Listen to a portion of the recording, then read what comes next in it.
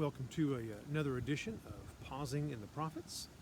We are looking this time in Isaiah chapter 1, still the second half of verse 2 through verse 3, so let me read that text to you. The prophet writes, "Sons I have reared and brought up, but they have revolted against me. An ox knows its owner, and a donkey its master's manger, but Israel does not know. My people do not understand." That is the cry of an anguished parent over a wayward son, the shame over a harlot daughter. The family dog obeys, delights, in fact, in their presence. Even the cat comes when food is put in the bowl. But the wayward son neglects security, and the harlot daughter is satisfied with filth. The example for us, or the analogy I want to share with you, is that God took us from scavenging on the trash heap of sin. He rescued us from a long wondering if morning would come night. He delivered us from loathing the rising sun because it would expose our nakedness.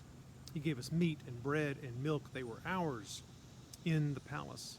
The cold was kept out, the heat kept at bay, security and hope and sleep, a pillow instead of a rock, and peace for fitful snatches of sleep. But from the window of the palace, we can still see the trash heap. It looks inviting at times, and we return, first sneaking out just to stand and look in the dark night, giving up a restful sleep. Then a little closer, picking up a few odd things on the edges, but before long we're climbing up and digging in our trash heap of sin again.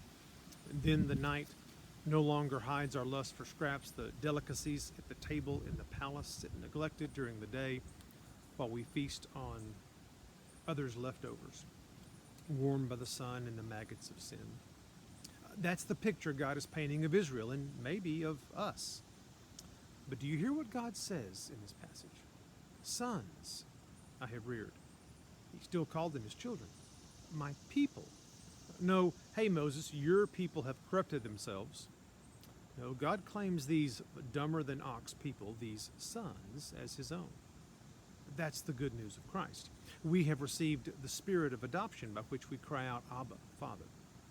The Spirit testifies that we are children of God. However strong the lure of sin may be in your life, know that the Father calls you his child. In Christ, you are part of God's household, not just a family member that has been disowned. You're a part of his household. Will you rejoice in that truth? And if you find yourself on the trash heap of sin yet again, I want you to understand and remember his love and know that you can return. You are his child, and you are part of his people.